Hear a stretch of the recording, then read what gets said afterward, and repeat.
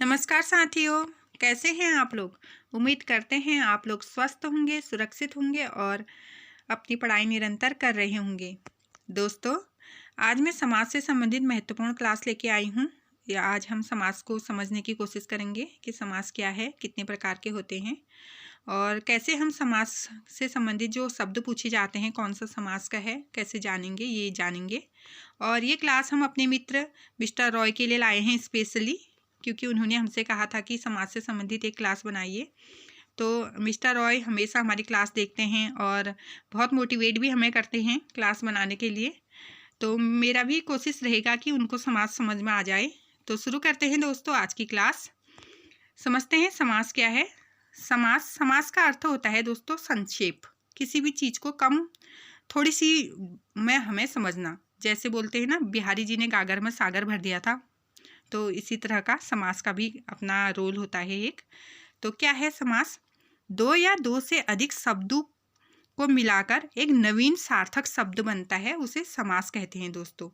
ठीक है, दो या दो से अधिक शब्द होते हैं और उनको एक साथ जोड़ दिया जाता है और एक शब्द बनता है, एक नया शब्द बनता है। और वह शब्द कैसा होना चाहिए दोस्तों? सार्थक होना चाहिए, अर्थात जिसका कुछ अर्थ हो। ऐसा नहीं कि हम कुछ भी उठा के जोड़ दें, कुछ भी हम उठा के जोड़ दें तो एक शब्द बना दे तो वह समास हो जाएगा। नहीं, शब्द कैसा होना चाहिए? सार्थक होना चाहिए और उसमें कम से कम दो शब्द तो जुड़े ही रहते हैं। आगे अभी हम देखेंगे कि कैसे जुड़े रहते हैं। तो उस शब्द को कहते हैं समास। ठीक है दोस्तों, इतना समझ में आ गया होगा, इसलिए उसका नाम समास है, अर्थात संक्षेप। दो या दो से दो अलग अलग चीज़ें होती हैं, उनको मिला दिया जाता है तो वो क्या हो जाता है? संक्षेप हो जाता है, तो समास हो जाता है दोस्तों। समझ में आया होगा आपको कि दो या दो से अधिक शब्दों को मिलाकर एक नया शब्द, नवीन शब्द बना दिया जाता है और वह भी सार्थक शब्द होता है, जिसका कुछ अर्थ होता है, उसे कहते हैं समास। अब समास के दो पद होते हैं दोस्तों, बहुत महत्वपूर्ण है। समास को समझने के लिए हमें ये दो पद समझना पहले जरूरी है। ठीक है दोस्तों, समाज के क्या होते हैं? दो पद होते हैं और वह दो पद कौन से हैं? पूर्व पद और उत्तर पद। ठीक है दोस्तों, समास के दो पद हैं, पूर्व पद, उत्तर पद। अब ये पूर्व पद क्या है और उत्तर पद क्या है वो देख लेते हैं पहले। समास के दो पद, पूर्व पद, उत्तर पद। जैसे एक शब्द है दोस्तों, राजपुत्र। क्या है? राजपुत्र है ये, अर्थात राजा का पुत्र। राजपुत्र मतलब राजा का पुत्र। तो जो इसमें राज है यह हमारा पूर्व पद है। राज क्या है दोस्तों? पूर्व पद। और जो पुत्र है वह उत्तर पद है। ठीक है, पहले वाला जो शब्द होगा उसे पूर्व पद कहेंगे और दूसरा वाला शब्द जो होगा उसे उत्तर पद कहेंगे। अभी आप देख रहे हैं इसमें कि दो या दो से अधिक शब्दों को मिलाकर एक शब्द बना है और यही समास है दोस्तों। ठीक है, तो पहला पूर्व पद ये हो गया, उत्तर पद ये हो गया। ठीक, इसमें जैसे देखो यथाशक्ति लिखा है। अब इसमें देखो, यथा क्या है? हमारा पूर्व पद है, शक्ति क्या है? उत्तर पद है। तो यही है पूर्व पद और उत्तर पद, ये समास के दो पद होते हैं। इतना समझ में आ गया ना दोस्तों कि समास के दो पद होते हैं, पूर्व पद, उत्तर पद। और जो हमारा समास वाला शब्द होता है उसका जो पहला पद होता है वह पूर्व, उसके बाद का उत्तर। इसमें भी पहला पूर्व है, बाद में उत्तर। ठीक है, अब देखते हैं समास के भेद। क्या देखते हैं दोस्तों? समास के कितने भेद होते हैं? कुल 6 भेद होते हैं दोस्तों। ठीक है, आगे हम अगर बड़ी कक्षाओं में जाते हैं और देखते हैं कहीं पर 5 समास बताए रहते हैं, कभी कहीं 4 समास बताए रहते हैं, लेकिन हम अभी समास को एक बेसिक नॉलेज की तरह देख रहे हैं। तो हम अभी देखेंगे 6, हम पूरे 6 समास को पढ़ेंगे अलग अलग करके। ठीक है, और विभिन्न विद्वानों ने कुछ भेद उसके अंदर रख दिए हैं, इसलिए समासों की संख्या कम कर दी है, लेकिन समास 6 ही होते हैं मुख्य रूप से। देख लेते हैं दोस्तों कौन कौन से हैं 6 समास। पहला अव्ययी भाव, तत्पुरुष समास, कर्मधारय समास, द्विगु समास और द्वंद्व समास और बहुब्रीहि समास। ठीक है दोस्तों, अव्ययी भाव, तत्पुरुष, कर्मधारय, द्विगु, द्वंद्व और बहुब्रीहि, ये समास के 6 भेद हैं। अब हम इनको एक एक करके जानेंगे कि अव्ययी भाव समास क्या होता है, कैसे हम इसको पहचानेंगे, तत्पुरुष क्या होता है, कर्मधारय, द्विगु, द्वंद्व, बहुब्रीहि कैसे होते हैं, यह भी जानेंगे। तो देखते हैं पहले अव्ययी भाव समास क्या है दोस्तों। अव्ययी भाव समास किसे कहते हैं? जिस समास का पहला पद, अभी हमने जाना पूर्व पद, ठीक है, जिस समास का पूर्व पद प्रधान होता है या अव्ययी होता है, ठीक है दोस्तों, वह क्या होता है, अव्ययी भाव समास होता है। जिस समास का पूर्व पद मतलब पहला पद अव्ययी या प्रधान होता है वह अव्ययी भाव समास होता है। तो देखते हैं पूर्व पद कैसे प्रधान है इसका। अब अव्ययी क्या होता है पहले देख लेते हैं, अव्ययी कौन कौन से शब्द होते हैं, ठीक है दोस्तों। कुछ शब्द क्या होते हैं, अव्ययी शब्द होते हैं, वो कौन कौन से होते हैं आप लोग जानते होंगे, फिर भी देख लेते हैं अव्ययी शब्द क्या क्या हैं। जैसे अनु, आ, प्रति, भर, यथा, यावत, हर, जिन भी शब्दों के पहले फर्स्ट में ये शब्द होंगे दोस्तों, आप 100% मान सकते हैं कि वो क्या है, अव्ययी भाव समास है। ये अव्ययी शब्द हैं दोस्तों, और जिस भी शब्द के आगे से ये शब्द होंगे वो अव्ययी भाव समास होंगे। उदाहरण के तौर पर हम देखते हैं कैसे। जैसे यहाँ पे दिया है प्रतिदिन, क्या दिया है दोस्तों, प्रतिदिन, और हमने डेफिनेशन क्या पढ़ी कि जिस शब्द के पूर्व पद प्रधान होता है और अव्यय होता है, प्रधान तो होगा ही वो क्योंकि उसमें अव्यय है, तो अव्ययी पहला पद क्या होगा, अव्यय होगा और प्रधान होगा, ठीक है, वह अव्ययी भाव समास होगा। तो प्रतिदिन में क्या है दोस्तों, देखो पूर्व पद क्या है, प्रति है और वह अव्यय है, तो इसका यही प्रधान पद है, और दिन उत्तर पद है, तो उत्तर पद प्रधान नहीं बोला गया है, पूर्व पद प्रधान बोला है, तो प्रति है पूर्व में, तो ये हमारे अव्ययी भाव समास का उदाहरण हो जाएगा प्रतिदिन, अर्थात प्रत्येक दिन, हर दिन की बात हो रही है, तो प्रतिधन दिन, प्रतिदिन अव्ययी भाव समास का उदाहरण है। इसमें आजन्म, आ क्या है, अव्यय है, आजन्म में भी आ क्या है, अव्यय है, और जन्म, आजन्म मतलब जन्म से लेकर, इसका विग्रह करेंगे हम तो क्या हो जाएगा, जन्म से लेकर, ठीक है दोस्तों, आजन्म, आ अव्यय है, इसे भी समझ सकते हैं हम। यथा संभव, यथा क्या है दोस्तों, अव्यय है, यथा संभव, जैसा संभव हो, इसका विग्रह करने पर क्या होगा, जैसा संभव हो, यथा संभव बोलते हैं ना, संभव जैसा भी संभव हो उस अनुसार काम करिए, ऐसा बोलते हैं। तो यथा हमारा अव्यय है, तो अव्ययी भाव समास। अनु भी अव्यय है, अनुरूप क्या है दोस्तों, अनुरूप मतलब रूप के योग्य, रूप के अनुसार, ठीक है, अनुरूप, यह भी अव्ययी भाव समास का उदाहरण है। भरपेट, भर भी क्या है, अव्यय है, भरपेट मतलब पेट भर के, कुछ भी चीज पेट भर के खाइए, तो पेट भर क्या है, भरपेट, यह है अव्ययी भाव समास का उदाहरण। प्रतिकूल, ठीक है, प्रति क्या है, अव्ययी भाव, प्रतिकूल अर्थात इच्छा के विरुद्ध, ठीक है दोस्तों, यह भी हमारा अव्ययी भाव समास का उदाहरण हो जाएगा। उम्मीद करते हैं समझ में आ गया होगा आपको कि जिस शब्दों के आगे अनु, आ, प्रति, भर, यथा, यावत, हर लगा रहता है वह अव्ययी भाव समास होता है। यथाशक्ति, यथासंभव, बहुत बार पूछा जाता है, यथाशक्ति, यथासंभव, ये किसके उदाहरण हैं, अव्ययी भाव समास के उदाहरण हैं। प्रतिदिन, प्रतिकूल, ये किसके हैं, अव्ययी भाव समास के उदाहरण हैं। आजन्म, ये सब उदाहरण किसके हैं दोस्तों, ये है अव्ययी भाव समास के उदाहरण। आगे देखते हैं दूसरा समास हमारा, दूसरा समास है तत्पुरुष समास, ठीक है दोस्तों। तत्पुरुष समास के बहुत सारे भेद हैं, लेकिन अभी हम भेद नहीं देखेंगे, अभी हम देखेंगे तत्पुरुष समास क्या है। तत्पुरुष समास, जिस समास में बाद का पद अर्थात उत्तर पद, ठीक है दोस्तों, अब आप समझ गए होंगे पूर्व पद उत्तर पद, जिस समास का उत्तर पद प्रधान होता है तथा दोनों पदों के बीच में कारक चिन्ह आते हैं।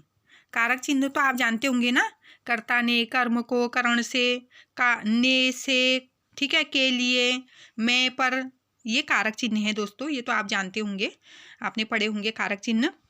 तो जिस जैसे दो शब्दों से मिलकर बना रहता है, ये तो मैं बोल चुकी हूँ। तो क्या बोल रहा है, दो पदों के बीच में, जैसे राज और कुमार है, इन दोनों के बीच में कारक चिन्ह आएगा, और वो कैसे समझ में आएगा, हमें विग्रह करने पर, ठीक है दोस्तों, समास का विग्रह करेंगे तो हमें समझ में आ जाएगा कि इसके बीच में कारक चिन्ह है या इसके बीच में कारक चिन्ह नहीं है, ठीक है दोस्तों। तो देखते हैं कि जिसके विग्रह करने पर कारक चिन्ह आएगा वह हमारा तत्पुरुष समास हो जाएगा दोस्तों, ठीक है। जिस समास के पदों को क्या करेंगे, हम विग्रह करेंगे अर्थात अलग अलग करेंगे, उनके बीच में कारक चिन्ह आएगा तो वो हमारा तत्पुरुष समास हो जाएगा। तो देखते हैं, और इसमें उत्तर पद प्रधान होता है, मतलब बाद का पद प्रधान होता है, ठीक है दोस्तों, यह भी ध्यान देना है कि उत्तर पद प्रधान होता है। देखते हैं, जैसे राजकुमार, तो कुमार क्या है, इसमें प्रधान है ही, ठीक है। राज लिखेंगे तो राज क्या, कुछ नहीं, कुछ समझ में नहीं आ रहा है ना, तो राजकुमार है, अर्थात राजा का कुमार, राजा का पुत्र, राजपुत्र भी हो सकता है दोस्तों। क्या हो सकता है उदाहरण, राजपुत्र भी हो सकता है। राजपुत्र होगा तब भी हमारा तत्पुरुष होगा, यहाँ पे राजकुमार दिया है तब भी हमारा तत्पुरुष है। कैसे समझ में आएगा हमको, कारक चिन्ह, राजा का पुत्र, राजा का कुमार, तो का क्या हो जाएगा, इसमें कारक चिन्ह है, तो कारक चिन्ह से हम पहचान लेंगे ये क्या है, तत्पुरुष समास है। जैसे है धर्म ग्रंथ, तो धर्म का ग्रंथ, तो का आ रहा है इसमें भी, का भी का हमारा कारक चिन्ह है, तो धर्म का ग्रंथ, धर्म ग्रंथ। अब है रचनाकार, क्या है, रचना को करने वाला, तो को करने वाला क्या हो गया, रचनाकार, रचना को, ठीक है, रचना को रचने वाला, रचनाकार, इसमें भी को कारक चिन्ह आ रहा है। देश भक्ति, देश से भक्ति या देश के लिए भक्ति, ठीक है, देश से भक्ति होती है, हमें देश के लिए भक्ति होती है, तो देशभक्ति भी क्या है, हमारा तत्पुरुष समाज का उदाहरण है, ठीक है दोस्तों, देश के लिए भक्ति। धनहीन, तो धन से हीन, धन से क्या है वो हीन है, तो से हमारा क्या है, कारक चिन्ह है। तो इनमें क्या आ रहा है, कारक चिन्ह, जिसमें भी कारक चिन्ह आएगा विग्रह करने पर, हम विग्रह करके देखेंगे शब्द को, तो वो हमारा क्या हो जाएगा, तत्पुरुष समास हो जाएगा, ठीक है दोस्तों। तत्पुरुष के भेद होते हैं, कर्म तत्पुरुष, करण तत्पुरुष, संप्रदाय तत्पुरुष, अपादान तत्पुरुष, संबंध तत्पुरुष और अधिकरण तत्पुरुष, ठीक है। हम इतने डिटेल से नहीं जाएंगे, इतना समझ लेते हैं कि जिन शब्द को विग्रह करने पर अगर कारक चिन्ह आता है तो वो शब्द हमारे तत्पुरुष समास के शब्द हो जाएंगे, और इसमें उत्तर पद प्रधान होता है, ठीक है दोस्तों। आगे बढ़ते हैं, तीसरा है हमारा समास कर्मधारय समास। क्या है दोस्तों, कर्मधारय समास। अब कर्मधारय समास को हम कैसे पहचानेंगे, इसमें भी उत्तर पद प्रधान होता है दोस्तों, जैसे तत्पुरुष समास में उत्तर पद प्रधान हो रहा था ना, ऐसे ही इसमें भी उत्तर पद प्रधान होता है। उपमान और उपमेय दिया रहता है दोस्तों इसमें, और विशेषण विशेष्य भी। अब आपको समझ में नहीं आ रहा होगा ना, उपमान उपमेय क्या है, विशेषण विशेष्य क्या है, तो समझते हैं उदाहरण से, ठीक है। तो उपमान उपमेय क्या होता है दोस्तों, कि उपमान मतलब किसी की उपमा दी जाती है, कोई फेमस चीज़ें होती है ना, प्रसिद्ध चीज़ें जो होती हैं उसके साथ उपमा दी जाती है, ठीक है, उसे बोलते हैं उपमान। और उपमेय जो नॉर्मल चीज़ें होती हैं, समान चीज़ें, बेसिक चीज़ें जो होती हैं उनके साथ उसको जोड़ दिया जाता है, फेमस चीज़ों के साथ उसको जोड़ दिया जाता है, उसी को बोलते हैं उपमान उपमेय। विशेषण विशेष्य, विशेषण विशेष्य आप समझ रहे होंगे, विशेष्य कोई भी चीज़ उसकी विशेषता बताई जाती है, ठीक है, किसी वस्तु की विशेषता बताई जाती है, वह होता है विशेषण विशेष्य। तो जानते हैं उदाहरण के माध्यम से। और एक और बात होती है कर्मधारय समास में, जैसे हमने अभी तत्पुरुष में जाना कि उसमें कारक चिन्ह आते हैं, का, की, है, में, पर, है ना, के लिए, से, ऐसे कारक चिन्ह किस में आते हैं, तत्पुरुष समास में आते हैं विग्रह करने पर।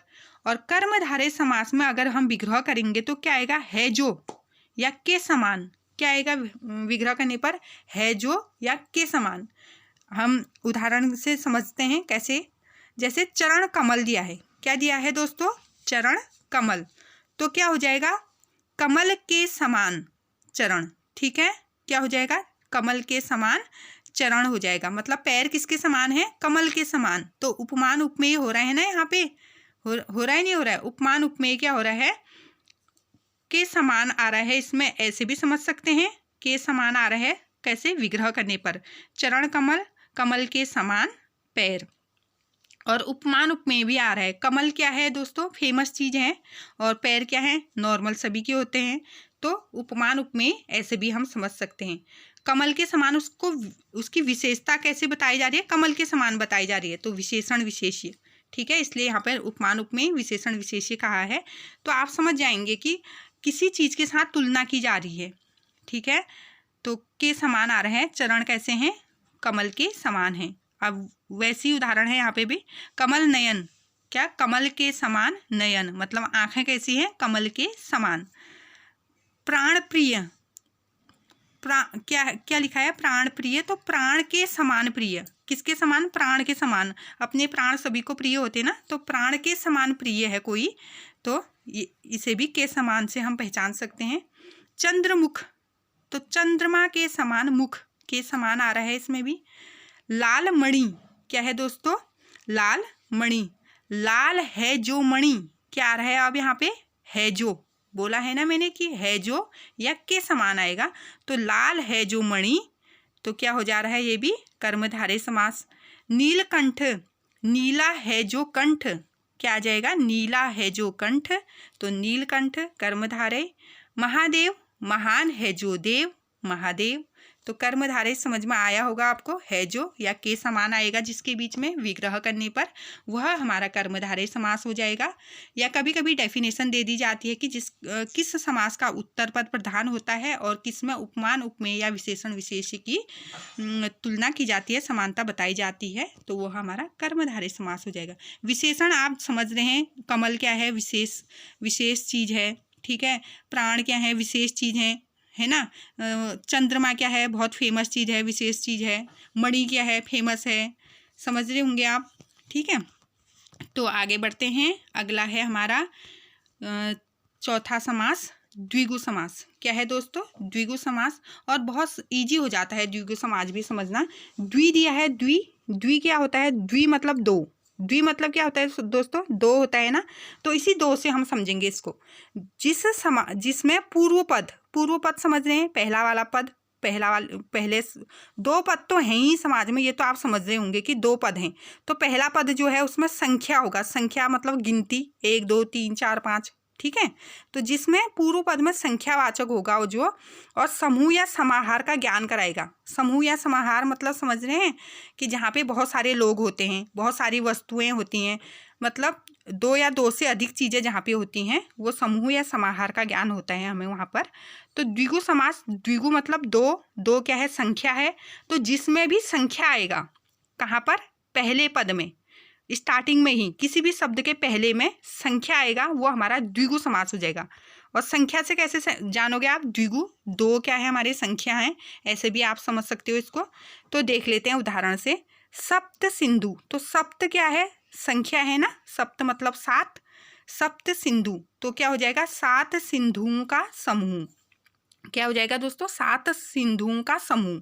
तो समूह का ज्ञान करा रहे हैं ना हमको कि 7 सिंधु हैं, कितने हैं, 7 सिंधु, तो उसका ज्ञान करा रहा है, उसका समूह है, उसे कहते हैं सप्त सिंधु। अब है दोपहर, दोपहर मतलब दो पहर हो रहे हैं ना, दो क्या होता है, दो समय का ज्ञान नहीं कराता हमको कि सुबह का भी, सुबह जो चला गया और जो शाम को फिर आएगा, दोपहर, दो पहरों का समूह है ना। तो दो आ रहे हैं, दो संख्या से भी आप समझ सकते हैं। त्रिलोक, त्रि मतलब 3, लोक मतलब लोकू का समाहार, त्रिलोक, ठीक है, 3 संख्या आ रही है इसमें भी। चौराहा, चौराहा में भी 4 संख्या आ रही है, 4 राहों का समूह, ठीक दोस्तों। फिर है सप्ताह, सप्ताह से तो आप बहुत अच्छे से समझते हैं, 7 दिनों का समूह, 7 दिन होते हैं तभी उसको 7 सप्ताह कहा जाता है। त्रिकोण, 3 कोणों का समाहार या समूह, ठीक है। और तिरंगा, 3 रंगों से बना रहता है हमारा तिरंगा, 3 रंगों का समूह होता है उसमें। तो बहुत इजी होता है द्विगु समाज भी समझना, क्योंकि इसमें संख्या होती है, और द्विगु दो भी खुद संख्या है। हमारे समास के पहले ही बता रहे हैं हमें समास की क्या है, कि मैं संख्या से ही स्टार्ट होता हूँ, समास खुद बता रहा है हमें। तो फिर हमारा है अगला समास, 5वां, द्वंद्व समास। क्या है दोस्तों, द्वंद्व समास है, द्वंद्व समास। द्वंद्व क्या कहता है, द्वंद्व मतलब द्वंद्व, किसी चीज़ से हम करते हैं ना, तुलना करते हैं, द्वंद्व हो जाता है हमारा, आपस में टकराहट हो जाता है ना, टकराहट हो जाती है हमारी, कि हम अग्री नहीं करते किसी चीज़ से, द्वंद्व, ठीक है। तो समझते हैं, इसमें दोनों पद है ये, दोनों पद प्रधान होते हैं दोस्तों, दोनों पद प्रधान होते हैं। द्वंद्व कैसे होता है, द्वंद्व मतलब द्वंद्व वैसे भी समझ सकते हैं आप, लड़ाई झगड़ा कैसे होते हैं, मैं बड़ा कहते हैं ना उसमें, तो वही समझ लो, दोनों प्रधान है, एक भी छोटा बड़ा नहीं है इसमें, दोनों प्रधान है, दोनों पद क्या हैं, प्रधान है। और विग्रह करने पर क्या आएगा, और या एवं, विग्रह करने पर बीच में क्या आएगा, और या एवं।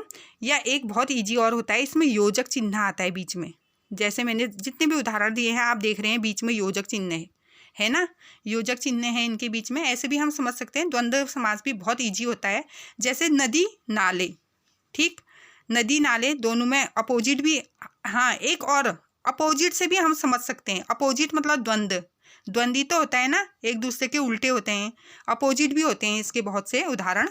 तो जैसे राजा प्रजा, पाप पुण्य है ना अपोजिट, दुख सुख, गुण दोष, ऊंच नीच, ये क्या है हमारे द्वंद्व समास हैं। ठीक है दोस्तों, द्वंद्व समास और भी उदाहरण हम देख सकते हैं, जैसे गुण दोष, देश विदेश, आगे पीछे, ठीक है, नर नारी, खरा खोटा, राधा कृष्ण, ठंडा गरम, छल कपट, अपना पराया। ठीक दोस्तों, यह है द्वंद्व समास, बहुत इजी है। द्वंद्व मतलब मैं बड़ा वही जो मैं समझा रहा हूँ। जैसे और या एवं आते हैं, ये भी बोला था मैंने कि और या एवं, जैसे नदी और नाले, राजा और प्रजा, पाप और पुण्य, सुख और दुख, गुण और दोष, ऊंच या नीच, है ना।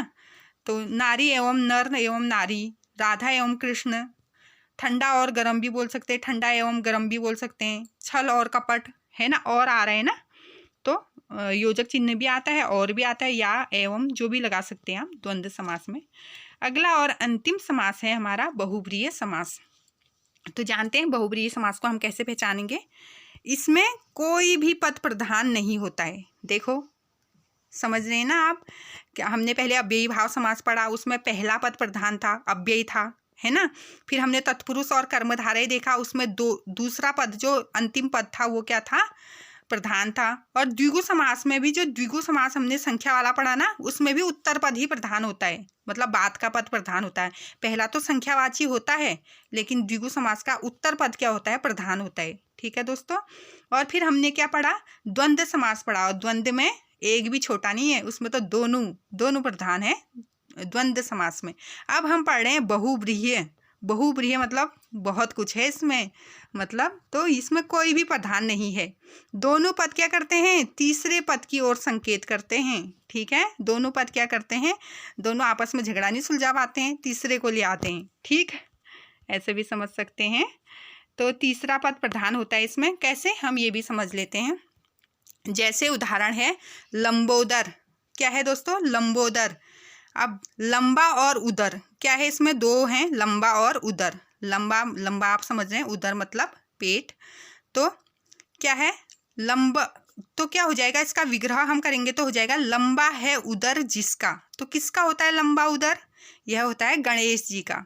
ठीक है, तो गणेश जी को इंडिकेट कर रहा है ये, है ना। तीसरा ही शब्द आ जा रहा है ना, लंबा भी नहीं आ रहा है उसमें, उदर भी नहीं आ रहा है, सीधे गणेश जी आ जा रहे हैं। तो ये हमारा बहुब्रीहि है। अब दशानन, 10 हैं आनन जिसके, अर्थात 10 हैं सिर जिसके, किसके हैं, रावण जी के। तो ये भी तीसरे आदमी को ले आए। चक्र और पाणी, चक्र एक तरफ तो चक्र है, चक्र, और दूसरा पाणी मतलब हाथ। तो किसके हाथ में रहता है त्रिशूल, चक्र किसके हाथ में रहता है, विष्णु जी के। तो विष्णु जी को ले आए, हाथ और चक्र मिलकर। तो तीसरी ओर इंडिकेट कर रहे हैं ये भी। अब महावीर, महान है जो वीर, कौन है महान, हनुमान जी को बोलते हैं ना महावीर। तो तीसरे आ रहे हैं। चतुर्भुज, 4 हैं भुजाएं जिनकी, अर्थात विष्णु जी। पंकज, बहुत बार पूछा जाता है दोस्तों पंकज, और इसमें हमें कन्फ्यूजन होता है। हम ज़्यादातर देखते हैं बहुब्रीहि समास में जो देवी देवताओं के नाम होते हैं वो आते हैं बहुब्रीहि समास में, आप जहाँ भी देखोगे इनके उदाहरण मिलेंगे। लेकिन पंकज से हम उतना ध्यान नहीं लगा सकते कि पंकज भी बहुब्रीहि होगा, लेकिन मैं बता दूं पंकज भी बहुब्रीहि है। कैसे, पंक में पैदा हो जो, पंकज किसको बोलते हैं वैसे, पर्यायवाची आप जानते होंगे कमल को। तो पंक मतलब कीचड़। ठीक है दोस्तों, पंक मतलब कीचड़, जौ मतलब जन्मा हुआ, जौ का अर्थ है जन्मा हुआ। तो कीचड़ में जन्मा हुआ जो, अर्थात कमल। तो ये भी तीसरे को इंडिकेट कर रहा है। तो पंकज भी हमारा क्या हो जाएगा, बहुब्रीहि हो जाएगा। अब है पीताम्बर, पीला है अंबर जिसका, अर्थात पीले हैं वस्त्र जिसके, किसके, कृष्ण भगवान के। और निशाचर, निशा मतलब रात, चर मतलब चरने वाला, चलने वाला, विचरण करने वाला। तो निशा में विचरण करने वाला, रात को चलने वाला, कौन चलता है, राक्षस।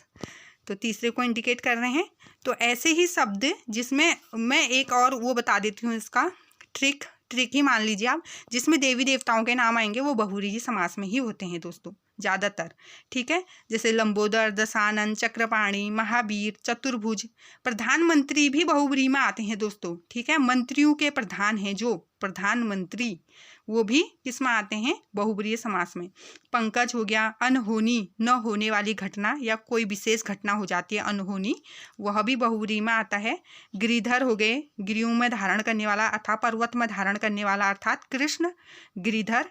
पीताम्बर, निशाचर, त्रिलोचन, चंद्रमौली, विषधर, विष को धारण करने वाला अर्थात सर्प, वो भी बहुव्रीहि समास में। मृगेंद्र, मृगों का इंद्र अर्थात सिंह। कौन है मृग? मतलब जानवर, ठीक है। उनका इंद्र मतलब उनके राजा कौन? सिंह मतलब शेर, ठीक। और घनश्याम, घन के समान श्याम है जो, मतलब बादल के समान जो काला है, कौन है? कृष्ण। घनश्याम उनको ही बोला जाता है ना, तो ये भी बहुव्रीहि समास के उदाहरण। मृत्युंजय, मृत्यु को जीतने वाला अर्थात कौन? शंकर जी। मृत्युंजय जाप करते हैं ना आप लोग, किसका जाप करते हैं? शिव जी का। तो मृत्युंजय भी क्या है? बहुव्रीहि समास में है। तो दोस्तों मैंने कोशिश की कि समास वाला टॉपिक आपका क्लियर हो जाए। मैं कुछ प्रश्नोत्तर भी इससे कराने की कोशिश करूंगी अपनी अगली वीडियो में। तो और रॉय जी से हमारी रिक्वेस्ट है कि कैसी लगी आपको क्लास, समझ में आई या नहीं आई, आप अपना फीडबैक ज़रूर दें। और अगर कुछ और समझाना हो तो हम आपके लिए एक और स्पेशल क्लास ला सकते हैं। Thanks for watching, bye bye.